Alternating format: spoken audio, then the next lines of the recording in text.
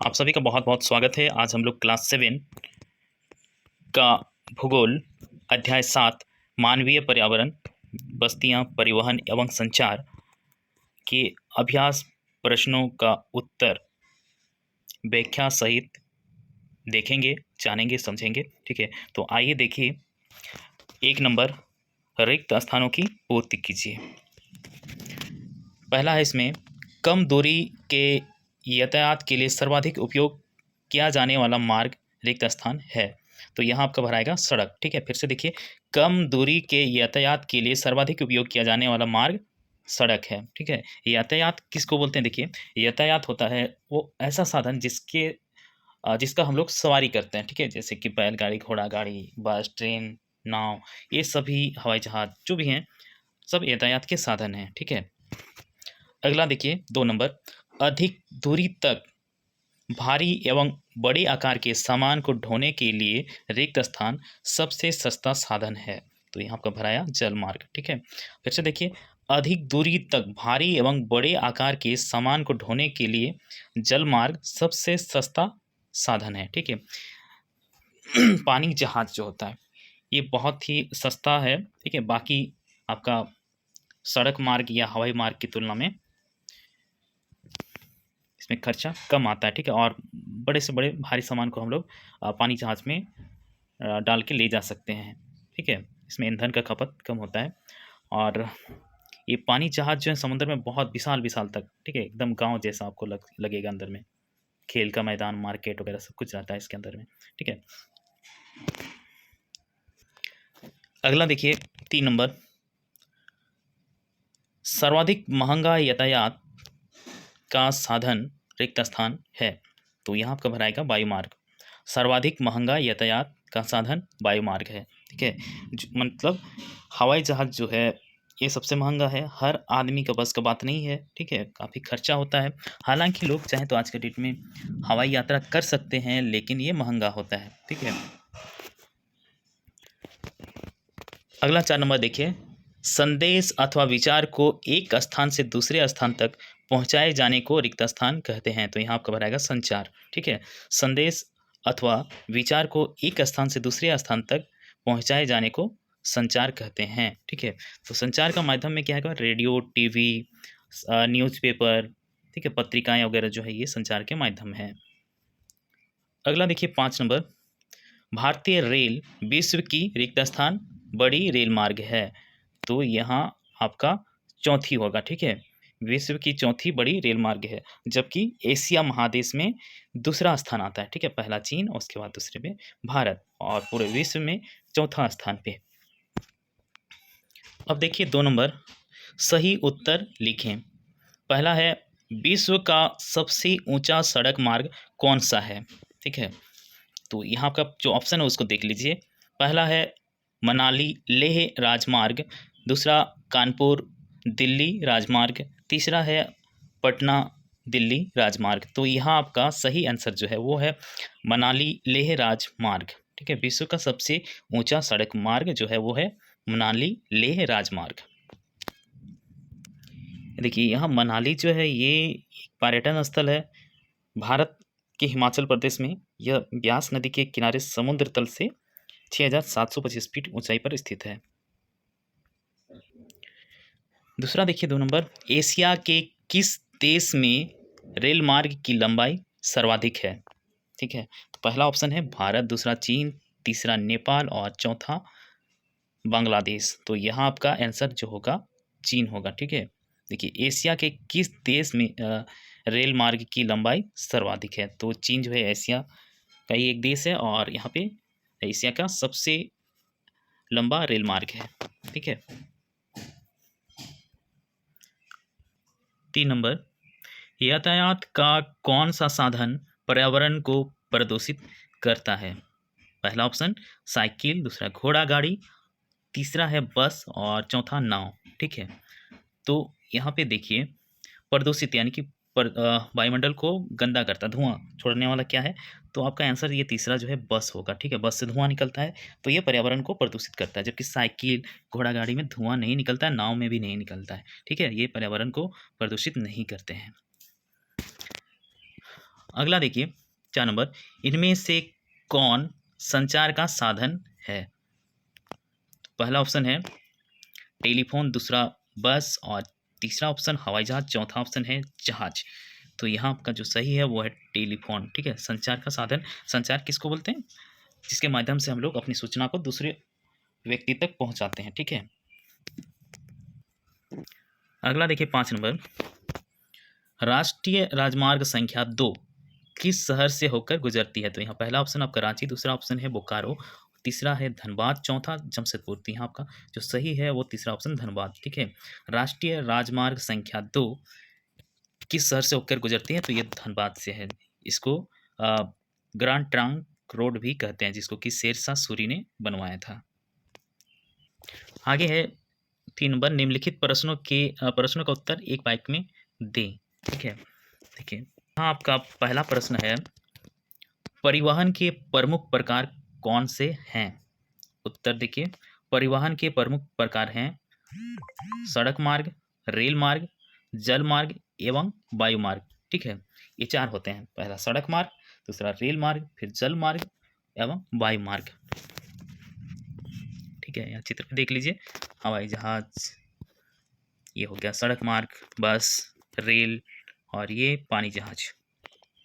हालांकि इसके अलावा भी आजकल एक अन्य माध्यम है पाइपलाइन। ठीक है, पाइपलाइन के माध्यम से भी हो रहा है, लेकिन ये दूसरे सामानों को एक जगह से दूसरे जगह पहुंचाने के लिए कर रहे हैं। सामान कहने का मतलब जैसे कि पानी या गैस। ठीक है,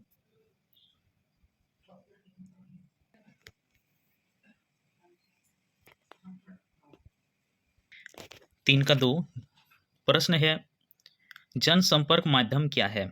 उत्तर देखिए, जिस माध्यम द्वारा एक साथ लाखों लोगों तक संदेश भेजा जा सकता है उससे जनसंपर्क माध्यम या लोक संचार का माध्यम कहते हैं। उदाहरण के लिए देखिए अखबार, ठीक है, जिसको पेपर बोलते हैं, टेलीविज़न, टीवी जो है, मोबाइल फ़ोन, रेडियो, ये सब जनसंपर्क का माध्यम है। ठीक है, यहाँ पे देखिए चित्र में आपको और दिखाते हैं।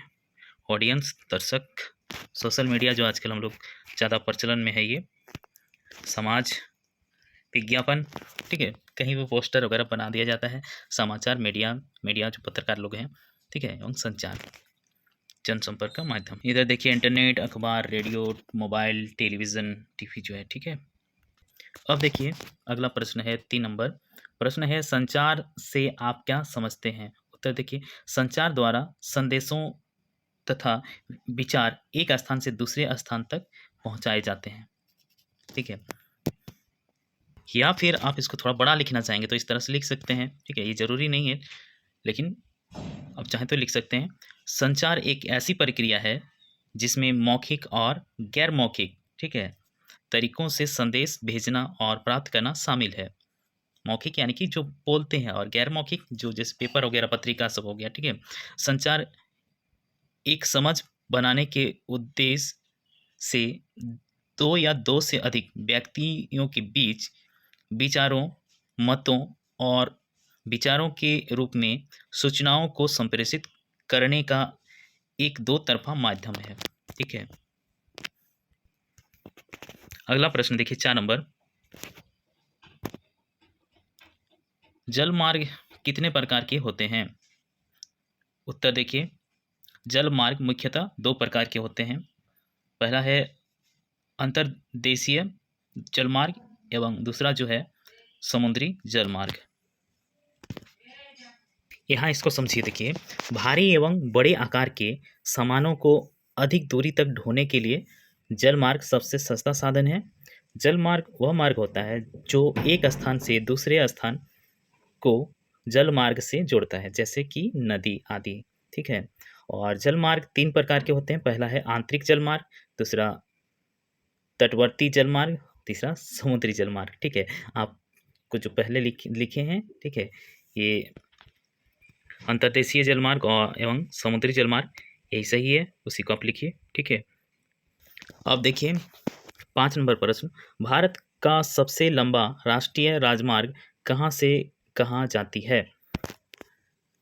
तो यहाँ आपका उत्तर है, देखिए, भारत का सबसे लंबा राष्ट्रीय राजमार्ग संख्या जो है वो है 44 है। यह उत्तर में श्रीनगर से दक्षिण में कन्याकुमारी तक जाती है। इसको आप इस तरह से मानचित्र में देख सकते हैं। देखिए पर ये जम्मू कश्मीर और नीचे कन्याकुमारी, ठीक है। राष्ट्रीय राजमार्ग जो है NH-44 भारत का सबसे लंबा राष्ट्रीय राजमार्ग है, जिसकी लंबाई 3745 किलोमीटर है, जो उत्तर में श्रीनगर जम्मू कश्मीर, ठीक है, से दक्षिण में कन्याकुमारी तक जाती है, ठीक है। दक्षिण में सबसे अंतिम जो छोर है वो है आपका कन्याकुमारी, है ना, वहाँ तक जाती है। यह राजमार्ग 11 राज्यों और लगभग 30 महत्वपूर्ण शहरों को जोड़ता है, ठीक है। अब देखिए 4 नंबर लघु उत्तरीय प्रश्न। इसमें आपका पहला प्रश्न है नगरीय बस्ती एवं ग्रामीण बस्ती में अंतर बताइए। यहाँ देखिए उत्तर, नगरीय बस्तियों में नगर छोटी एवं शहर उससे बड़ी बस्तियां होती हैं। नगरीय क्षेत्रों में लोग निर्माण, व्यापार एवं सेवा क्षेत्र में कार्यरत होते हैं। कहने का मतलब है कि जो नगर शहर वाले लोग होते हैं वो निर्माण के कार्य जो होते हैं, ठीक है, और व्यापार, बिजनेस, ठीक है, या फिर सेवा क्षेत्र, या जैसे कि डॉक्टर, इंजीनियर या फिर मास्टर या पुलिस, इस तरह का सेवा क्षेत्र में कार्यरत होते हैं। जबकि ग्रामीण बस्ती में देखिए आगे, ग्रामीण बस्तियों में लोग कृषि, मत्स्य पालन, ठीक है, कृषि तो जानते हैं आप लोग, खेती, मत्स्य पालन यानी कि मछली पालन, वानिकी, ठीक है, साग सब्जी लगाना, पशुपालन, ठीक है, जैसे भेड़ बकरी पालना, गाय पालना, ठीक है, दस्तकारी संबंधी कार्य करते हैं। ग्रामीण बस्तियां सघन या बिखरी हुई हो सकती हैं, ठीक है, मतलब कहीं कहीं बहुत ज़्यादा घर एक साथ दिखाई देता है, तो कहीं कहीं इक्का दुक्का घर ही रहता है, ठीक है, दूर दूर में घर बना होता है। यहाँ मानवीय आवास का निर्माण पर्यावरण के अनुकूल किया जाता है, ठीक है। कहने का मतलब है कि जहाँ तेज हवाएं अगर आती हैं वहाँ छोटा छोटा घर होगा, ठीक है, क्योंकि अगर यदि बड़ा ऊंचा घर बनाता है झोपड़ी तो वो हवा में उड़ सकता है, ठीक है, मतलब वहाँ का जलवायु के हिसाब से ये घर बनाए जाते हैं, ठीक है। पहाड़ी क्षेत्र, मैदानी क्षेत्र, पठारी क्षेत्र, हर एक जगह का घर का डिजाइन थोड़ा अलग होता है। यहाँ देखिए चित्र में, जैसे ये आपका शहरी क्षेत्र का एक दृश्य है, बड़े बड़े बिल्डिंग आपको दिखाई दे रहे हैं, सड़क में एकदम पूरा लाइट नज़र आ रहा है, ठीक है, और वहीं पर दूसरी तरफ देखिए ये ग्रामीण घर है, ठीक है।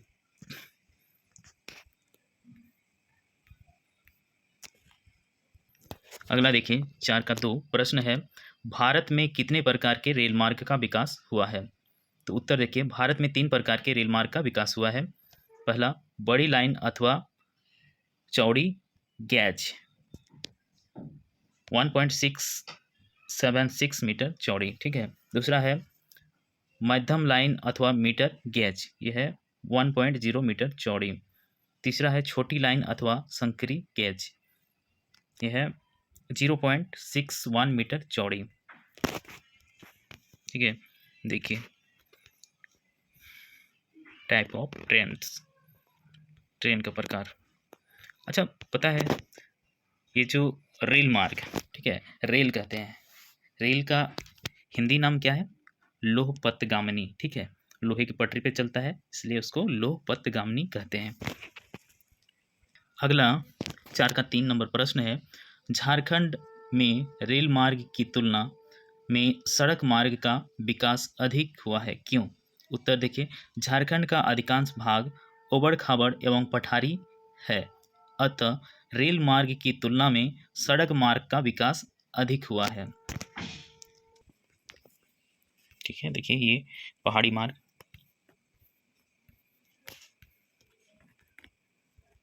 अगला देखिए 5 नंबर अंतर बताएं। इसमें 1 नंबर प्रश्न है ग्रामीण बस्ती और नगरीय बस्ती। उत्तर देखिए ग्रामीण बस्तियों में जनसंख्या घनत्व बहुत ही कम होता है तथा यहाँ के निवासी प्राथमिक क्रियाकलापों के द्वारा जीविकोपार्जन करते हैं, जैसे कृषि कार्य, ठीक है, खेती के काम करते हैं ग्रामीण लोग। और नगरीय बस्ती में देखिए, नगरीय बस्तियों में जनसंख्या व जनघनत्व, ठीक है, मतलब लोगों का जो घनत्व है, माने 1 किलोमीटर के दायरे में कितने लोग रहते हैं, सो हो गया, इसको कहते हैं जनघनत्व, ठीक है, अपेक्षाकृत अधिक होता है तथा यहाँ की अधिकतर निवासी द्वितीयक, तृतीयक व चतुर्थ श्रेणी के क्रियाकलापों में संलग्न रहकर अपनी जीविका का उपार्जन करते हैं।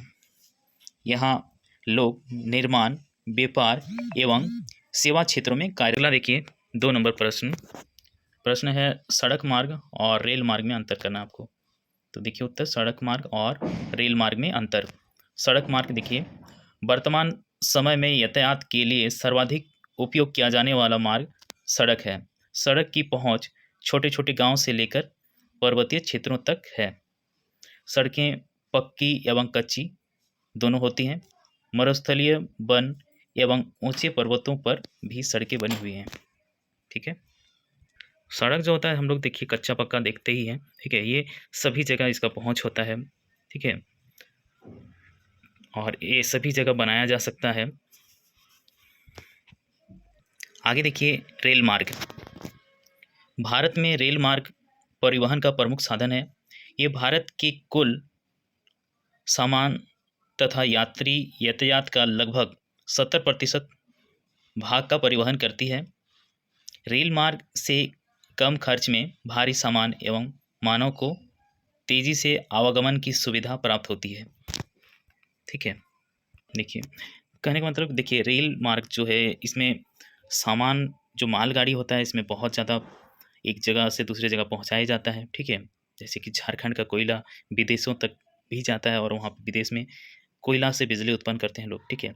और लोगों का आवागमन भी इसमें बहुत भारी मात्रा में होता है, एक शहर से दूसरे शहर जाते हैं लोग, ठीक है। अगला देखिए 6 नंबर कारण बताएं। इसमें पहला प्रश्न है, देखिए प्रश्न, रेल मार्ग से कम खर्च में भारी सामान एवं मानव का आवागमन किया जाता है, ठीक है। तो उत्तर देखिए, रेल मार्ग से कम खर्च में भारी सामान एवं मानव का आवागमन किया जाता है क्योंकि रेल में एक इंजन होता है और बोगियां बहुत सारी, ठीक है, डब्बे जो हैं उसको बोगियां कहते हैं, जिसमें बहुत सारे सामान एवं मानव एक साथ आवागमन करते हैं, जिस कारण लागत यानी कि खर्च कम आती है, ठीक है। देखिए अभी का जो समय है इसमें रेलगाड़ी जो है इसकी जो स्पीड है वो बहुत ज़्यादा हो गई है एवं उन्नत प्रौद्योगिकी से दुर्गम पहाड़ी क्षेत्रों में भी रेल मार्ग बनाना संभव हो गया, ठीक है। बड़े बड़े पहाड़ों को काट के या उसमें सुरंग बना के रेल का लाइन बिछाया जा रहा, पटरी बिछाया जाता है, ठीक है, और आराम से वहाँ पे ट्रेन पार हो जाता है। या फिर बड़े बड़े नदियाँ जो हैं उस पर भी पुलिया बिछा के आराम से अभी रेल मार्ग का विकास हो रहा है खूब जोरों से। अगला देखिए 2 नंबर प्रश्न, मानव बस्ती का विकास आदर्श बसाव स्थान में होता है। उत्तर देखिए, मानवीय बस्ती का विकास आदर्श बसाव स्थान में होता है क्योंकि यहाँ बसने के लिए अनुकूल भौगोलिक दशाएं होती हैं, जैसे अनुकूल जलवायु, ठीक है, मतलब वहाँ का मौसम जो है वो अच्छा होता है, ठीक है। जलवायु कहने का मतलब है कि एक लंबे समय तक जिस तरह का मौसम होता है, जैसे कि ठंडा या गर्म या सामान्य, ठीक है, उसको कहते हैं जलवायु। दूसरा है जल की उपलब्धता, ठीक है, ये बहुत ज़रूरी है लोगों को बसने के लिए।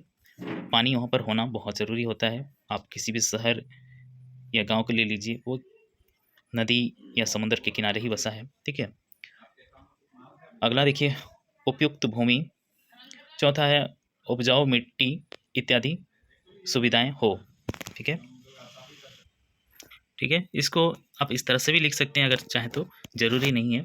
देखिए मानव बस्ती का विकास आदर्श बसाव स्थान में होता है क्योंकि लोग कृषि के लिए उपयुक्त उपजाऊ भूमि के पास बसने का विकल्प चुनते हैं। बस्तियां जल निकायों जैसे नदियों, झीलों और झरनों के पास स्थित हैं जहां जल आसानी से प्राप्त किया जा सकता है, ठीक है। यहाँ देखिए अगला 7 नंबर दीर्घ उत्तरीय प्रश्न, ठीक है। पहला है प्रश्न, सघन बस्ती एवं प्रकीर्ण बस्ती में क्या अंतर है? ठीक है, उत्तर देखिए, सघन बस्ती एवं प्रकीर्ण बस्ती में अंतर। देखिए, सघन बस्तियों में घर पास पास होते हैं और प्रकीर्ण बस्ती में प्रकीर्ण बस्तियों में घर दूर दूर फैले हुए होते हैं। ठीक है, देखिए यहाँ पे फोटो में आपको देख सकते हैं चित्र में, सघन बस्ती में देखिए कितना सामने सामने आपको घर दिख रहा है। ठीक है, एकदम सटा सटा बहुत सारा घर दिखाई देगा। और प्रकीर्ण बस्ती में देखिए इस तरह से काफ़ी दूर दूर में घर बना हुआ रहता है। ठीक है, या फिर आप इसको इस तरह से भी आंसर में लिख सकते हैं, सघन बस्ती ऐसे क्षेत्र जहाँ पर जनसंख्या घनत्व और मानवीय क्रियाकलाप उस क्षेत्र के आसपास के क्षेत्रों से अधिक होता है। ठीक है, खासतौर से ये जो है शहर वाले क्षेत्रों में इस तरह से सघन बस्ती देखने को मिलता है, और प्रकीर्ण बस्ती जो है ये गांव देहात में या पहाड़ी क्षेत्रों में होता है। ठीक है, इन बस्तियों में मकान दूर दूर होते हैं तथा प्राय खेतों के द्वारा एक दूसरे से अलग होते हैं। ठीक है, अगला देखिए 2 नंबर प्रश्न है, किसी क्षेत्र विशेष के विकास को प्रभावित करने वाले कारकों की चर्चा करें।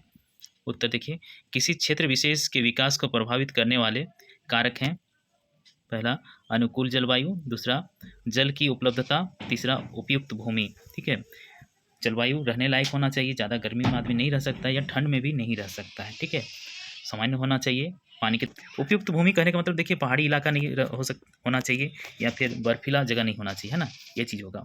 उपजाऊ मिट्टी में बंजर भूमि नहीं होना चाहिए, उपजाऊ वाला मिट्टी हो तो अच्छा होता है। ठीक है, ताकि लोग अपने खाने का सामान मतलब खेती वहाँ पे कर सके।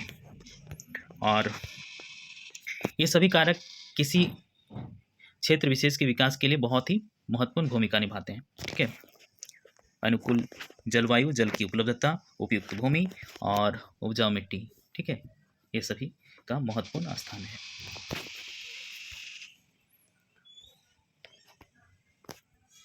अगला 3 नंबर प्रश्न है, आज विश्व सिमटता जा रहा है, व्याख्या कीजिए। ठीक है, विश्व संसार जो है वो सिमट रहा है, कैसे, उसका व्याख्या करना है। देखिए उत्तर, आज विश्व समेटता जा रहा है, आज संपूर्ण विश्व से जुड़ने के लिए यातायात और संचार साधनों का काफ़ी विकास हो गया है। परिवहन के साधनों के तीव्र विकास के फलस्वरूप विश्व के किसी भाग में पहुंचने में अब बहुत कम समय लगता है। ठीक है, जहाँ पहले 5 किलोमीटर जाने के लिए आपको घंटों लगता था, अब 5 किलोमीटर आप 5 मिनट में भी पहुंच सकते हैं। ठीक है, पहले लोग दूर दराज में शादी नहीं करना चाहते थे क्योंकि कुछ मुसीबत हो जाने से आने जाने में दिक्कत होगा बोलते थे, लेकिन अब लोग विदेशों में भी जाके शादी कर रहे हैं, है ना। देखिए यहाँ पे हवाई जहाज़ से आप कहीं भी चले जाइए, 1 दिन में आप पहुंच सकते हैं आराम से। तो ये सब विज्ञान का चमत्कार है। ठीक है, कि हमारे जो यातायात के साधन है ये बहुत ही तेज होते जा रहे हैं, तीव्र होते जा रहे हैं। ठीक है, इनका रफ्तार स्पीड बहुत ज़्यादा होते जा रहा है। आजकल जैसे देख भी रहे हैं कि पहले साइकिल था, मोटरसाइकिल, उसमें भी एक से एक रफ्तार वाला बाइक आ गया है, गाड़ी आ गया है। ठीक है, BMW जैसे। अब देखिए इस पार्ट के कुछ ऑब्जेक्टिव प्रश्न, ठीक है, जो कि आपका बहुविकल्पीय प्रश्न के रूप में पूछा जाएगा परीक्षा में। ठीक है, देखिए पहला प्रश्न, झारखंड में नया हवाई अड्डा कहाँ स्थापित किया जा रहा है? ठीक है, तो इसका उत्तर होगा देवघर। ठीक है, देवघर में झारखंड का दूसरा अंतर्राष्ट्रीय हवाई अड्डा स्थापित किया गया। यह झारखंड की राजधानी रांची के बाद अब दूसरा एयरपोर्ट बन गया है। ठीक है, और इसका उद्घाटन 12 जुलाई 2022 को भारत के प्रधानमंत्री श्री नरेंद्र मोदी जी के द्वारा किया गया। दूसरा प्रश्न है, भारत में रेल की कितनी गेज है? तो यहाँ आपका आंसर होगा 3। तीसरा प्रश्न है, भारत का सबसे लंबा राष्ट्रीय राजमार्ग कौन सा है? ठीक है, तो यहाँ आपका आंसर होगा राष्ट्रीय राजमार्ग संख्या 7। ठीक है, यह पश्चिम में भारत पाकिस्तान की सीमा के समीप स्थित पंजाब के फाजिकला को पूर्व में भारत तिब्बत सीमा पर उत्तराखंड के माना गांव से जोड़ता है। चौथा प्रश्न है, राष्ट्रीय राजमार्ग संख्या 2 किन दो महत्वपूर्ण शहरों को जोड़ता है? तो यहाँ आपका आंसर होगा नई दिल्ली और कोलकाता। अगला प्रश्न देखिए, धनबाद में किसके खनन के कारण रोजगार, व्यापार, वाणिज्य का विकास हुआ है? तो यहाँ आपका आंसर होगा कोयला खनन। ठीक है, झरिया फेमस है इसके लिए। यहाँ का कोयला विदेशों में भी जाता है। ठीक है, अगला प्रश्न देखिए, महत्व के अनुसार सड़कों को कितने वर्गों में विभाजित किया जा सकता है? तो यहाँ आपका आंसर होगा 5। अगला प्रश्न देखिए, किसकी खोज ने परिवहन को आसान बना दिया? ठीक है, तो यहाँ आपका उत्तर होगा पहिए। ठीक है, पहिया जो चक्का का आविष्कार हुआ था, ठीक है, नवपाषाण काल में, और इसी से बर्तन बनाना और गाड़ी का जो चक्का ये सब बनने लगा, जिससे कि काम बहुत तेजी से होने लगा। ठीक है, बहुत ही आसान हो गया जीवन। अगला प्रश्न है, लोगों के मौसमी प्रवास को क्या कहते हैं? तो यहाँ आपका जो ऑप्शन है उसमें है आंसर ऋतु प्रवास। ठीक है, मौसमी ऋतु प्रवास। ठीक है, जैसे ऋतु या मौसम चेंज होता है तो लोग कमाने के लिए इधर से उधर जाते हैं, या फिर जैसे कि मान लीजिए खेती का सीजन, धान का सीजन है, तो लोग गांव में काम कर लेते हैं, लेकिन उसके बाद धान काटने के बाद उनका काम गांव में नहीं मिल पाता है, तो वो शहरों की ओर मजदूरी करने चले जाते हैं। ठीक है, उसी तरह से कुछ पक्षियाँ भी हैं जो अलग अलग जगह से आती हैं और फिर चली जाती हैं। ठीक है, तो यहाँ लोगों का मौसमी प्रवास में यही है कि लोगों को गाँव में रोजगार नहीं मिलता तो वो शहर की ओर जाते हैं। ठीक है, अगला प्रश्न है, वे स्थान क्या कहलाते हैं जहाँ लोग अपने लिए घर बनाते हैं? तो यहाँ आपका आंसर होगा बस्ती। ठीक है, बस्ती में लोग रहते हैं, या इसको कॉलोनी भी कह सकते हैं। अगला प्रश्न है, हजारीबाग से 28 किलोमीटर दूर बड़का गांव के किस ग्राम में प्रारंभिक मानवीय सभ्यता के प्रमाण मिलते हैं? तो ये है इसको आपका सही आंसर है। देखिए, बड़का गांव प्रखंड में इसको साइड से कुछ आगे मड़वात्री है। इसकी दूरी जिला मुख्यालय से 28 किलोमीटर है। यहाँ 25,000 साल पुराना रॉक आर्ट है। सबसे बड़ी बात यह है कि यहाँ हिमयुगीन मानव होने के प्रमाण भी मिले हैं। ठीक है, ये पार्ट आपका यहीं समाप्त होता है। अगर ये वीडियो आपको अच्छा लगा होगा तो लाइक कीजिए, कमेंट कीजिए आपको कैसा लगा, और किस टॉपिक पे आपको वीडियो चाहिए वो भी कमेंट करके लिखिए। और अब तक इस चैनल को सब्सक्राइब नहीं किया तो सब्सक्राइब कर दीजिए। जो सब्सक्राइब कर चुके हैं उनको बहुत बहुत धन्यवाद, और मिलते हैं अगले वीडियो में। तब तक के लिए टेक केयर, बाय, जय हिंद, जय भारत।